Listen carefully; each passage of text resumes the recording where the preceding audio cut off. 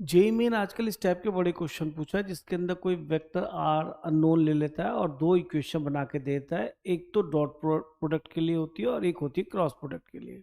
देखिए यहाँ पे भी डॉट प्रोडक्ट के साथ है, यहाँ पे क्रॉस प्रोडक्ट के साथ है। तो कभी तो ऊपर ए बी सी में अननोन डाल देता है एक और, तो फिर उसे इक्वेशन और देनी पड़ती है। तो यहाँ तो ऊपर अननोन है ही नहीं, यहाँ सीधा सीधा आपको आर कैलकुलेट करना है। तो चलिए क्वेश्चन ट्राई करते हैं।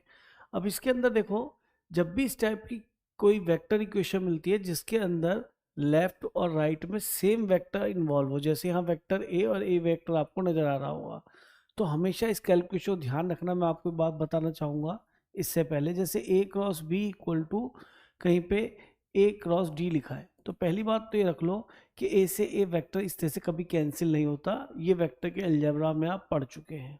ठीक है, होता क्या है फिर कि सर हम इसको इधर लाते हैं और कॉमन लेते हैं हमेशा, यानी कि डिस्ट्रीब्यूटिव प्रॉपर्टी का रिवर्स अप्लाई कर देते हैं, क्योंकि क्रॉस प्रोडक्ट डिस्ट्रीब्यूटिव होता है।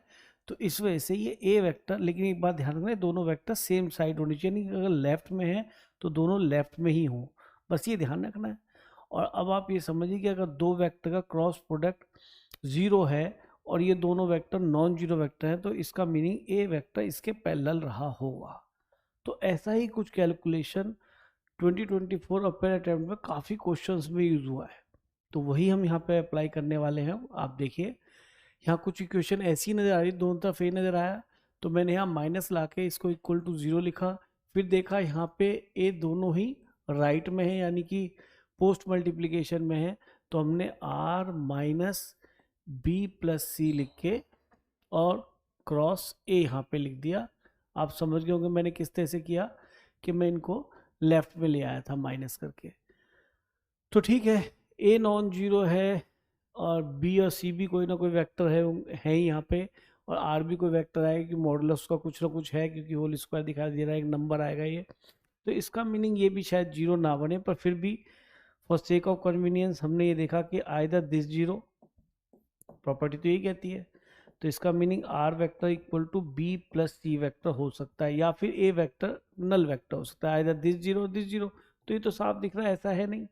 तो एक केस और बन सकता है कि ये वाला पूरा वेक्टर ये वाले वेक्टर का क्रॉस जीरो आ रहा है, और ये हम जानते हैं कि अगर x cross y vector zero vector है, तो इसका मतलब x parallel to y vector है, क्योंकि इन दोनों के बीच में एंगल जीरो हो जाएगा अगर वो दोनों नॉन जीरो वेक्टर है तब। कि ठीक है, तो वही कंसेप्ट अप्लाई करते हैं, यानी r minus B plus C this whole vector is parallel to vector a। It means r minus B plus C is equal to lambda times of A.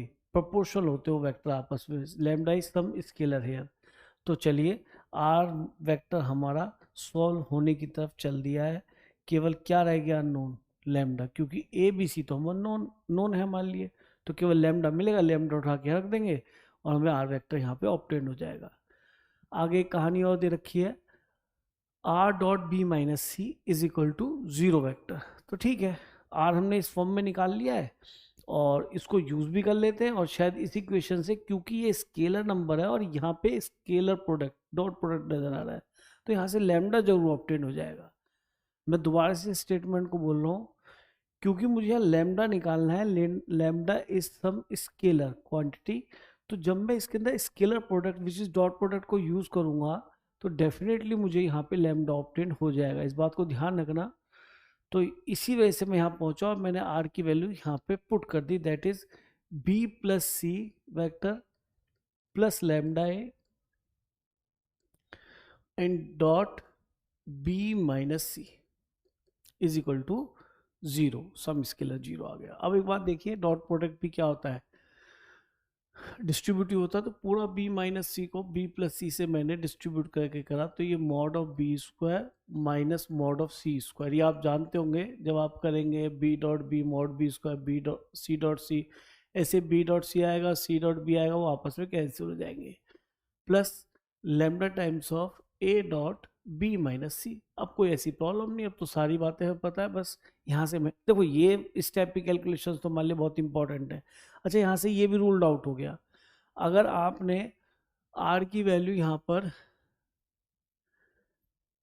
Are की वैल्यू अगर यहाँ पर आपने B plus सी ले ली, तो यहाँ पे are की वैल्यू अगर हम बी प्लस सी लेंगे तो इससे क्या बनेगा, ये mod of B square minus mod of C square.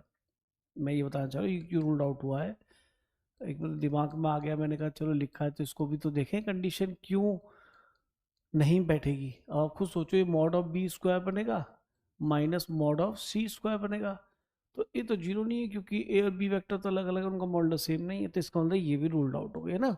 तो अब हमारी कहानी बिल्कुल सही चल रही है। तो ठीक है, मॉड ऑफ बी निकालते हैं हम। मॉड ऑफ बी, तो मॉड ऑफ बी स्क्वायर आ जाएगा, तो मॉड ऑफ बी को थोड़ा ध्यान से देखें और रूट भी हटा लें, मॉड ऑफ बी स्क्वायर आ जाएगा।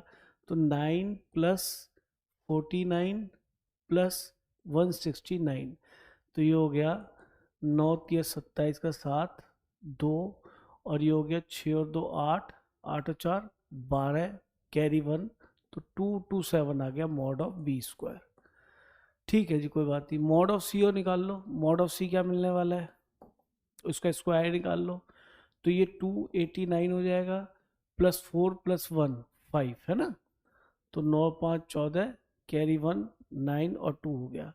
अब आपको मॉड बी स्क्वायर में से मॉड सी स्क्वायर घटाना है, तो माइनस का आएगा है ना, 2 2 और 7 घटा दिए तो 14 में 7 के 7, और ये 8 में से 2 गए तो ये आ गया 6, और ये आपका मॉड ऑफ बी स्क्वायर छोटा था ये बड़ा था, तो इसका माइनस का 67 आएगा। देखो नजर आने लगा, तो ये तो हो गया माइनस का 67 प्लस लैम्डा। अब एक काम करो, ए डॉट बी और ए डॉट सी अंदर डॉट को डिस्ट्रीब्यूट कर लेंगे तो भी हो जाएगा, पर मेरा मानना है कि बी माइनस सी को ए से डॉट कर लो, वो थोड़ा कंपेरेटिवली आसान पड़ेगा। तो बी माइनस सी वेक्टर निकालो, बी में से सी को सब्ट्रैक्ट करो, तो दिस माइनस दिस, तो माइनस का आ गया 14i, और दिस माइनस दिस, तो ये आ गया प्लस का 9j, ऐड हो जाएगा ना वो, और दिस माइनस दिस, तो माइनस का 14k, तो बी माइनस सी आ गया। और ए आपके पास है, इनका डॉट करना है, तो ठीक है मैं ही डॉट निकाल लेता हूँ, तो 9 से 14 मल्टीप्लाई करेंगे तो माइनस का 126 आएगा, फिर 9 से 13 को मल्टीप्लाई करेंगे तो माइनस का 117 आएगा, फिर 14 इंटू 25, तो ये भी माइनस का मिलेगा, तो 25 चौके 100 0 10, और 25 सेकंड 25 10 35, तो ये आपका ए डॉट जो हमने वहां से निकाला बी प्लस सी का सीधा कैलकुलेशन आ गया। तो ये ज़्यादा आसान होगा है ना। अब इसको ऐड कर लेते हैं, सारा ही माइनस का रिजल्ट आने वाला है। 7 और 5, 7 और 6 13, कैरी 1 आ गया, फिर 6 7 8 9 आ गया, और 3 और 1 4 और 1 5 593। ओहो देखा मिलने लगा ना, यानी हम सही रास्ते पे चल रहे हैं। तो ये आ गया आपका रिजल्ट माइनस का 593, लिख लें माइनस का 593 इज इक्वल टू 0। तो here we get lambda is equal to minus of 67 upon 593। तो मैंने कहा था लैम्डा अगर मिल जाएगा तो यहाँ रख देंगे तो हमारा आंसर ही आ जाएगा। तो ठीक है, अब आर की तरफ काम कर लेते हैं, लैम्डा को यहाँ पे पुट कर देते हैं बेटा, बी प्लस सी और plus lambda is minus 67 upon 593 vector times a. अब जरा आंसर तब देखो, आपको ए बी सी नहीं पुट करना, हमें आंसर निकालना है 593 आर वेक्टर। तो 593 से मल्टीप्लाई कीजिए, और पूरा पूरा 593 के साथ भी आ जाएगा बी प्लस सी के साथ, और माइनस 67 ए, तो ये 67 ए वेक्टर इधर आ जाएगा, इसको इधर ले आइए, बिल्कुल आंसर के अकॉर्डिंग चल रहा हूँ, कोई टेंशन नहीं है। 67 ए और अपॉन में 593 आ रहा, तो 593 भी हम यहाँ पे ले आए, और ये बच गया बी प्लस सी। तो आपने देखा मैंने अंदर मल्टीप्लाई नहीं किया 593 को, मैंने कहा नीचे आ ही रहा है। अच्छा, लेफ्ट हैंड साइड में वेक्टर, राइट हैंड साइड में वेक्टर है, और इसका मॉडुलस का स्क्वायर पूछा है, तो ठीक है, taking modulus both the side and squaring as well. तो ये तो स्केलर नंबर, इसका मॉडुलस तो खुद ही एक नंबर ही बनेगा, उससे तो कोई टेंशन ही नहीं। तो ये हो गया 593 का स्क्वायर। तो लेफ्ट हैंड साइड जो हमारी वो पूरा आस्किंग है, और यहाँ पे b प्लस सी का मॉडुलस निकालना, b और c वहाँ पर वेक्टर हैं, तो b प्लस सी और निकाल लीजिए। जब b प्लस सी वेक्टर करेंगे तो हमारा आएगा 3 और 17 यानी कि 20i, और ये प्लस का 5j, और -13 और +1 -12 के, और इसका मॉडुलस निकालना है, उसका स्क्वायर भी करना है, वो हमारा रिजल्ट होगा। तो ये हो गया, तो b प्लस सी का मॉडुलस हो गया this square plus this square 25 plus 144, तो यहाँ पे आ गया 9 और ये हो गया 6 और ये हो गया 5, तो ये आ गया रिजल्ट आपका 569।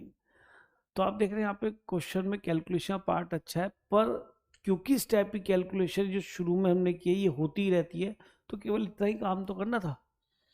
तो ऐसा टफ नहीं है क्वेश्चन, लेकिन बढ़िया है, इस टाइप के क्वेश्चंस की कैलकुलेशंस काफ़ी ज़्यादा रिपीट हो रही हैं, तो इनको ध्यान से कीजिए।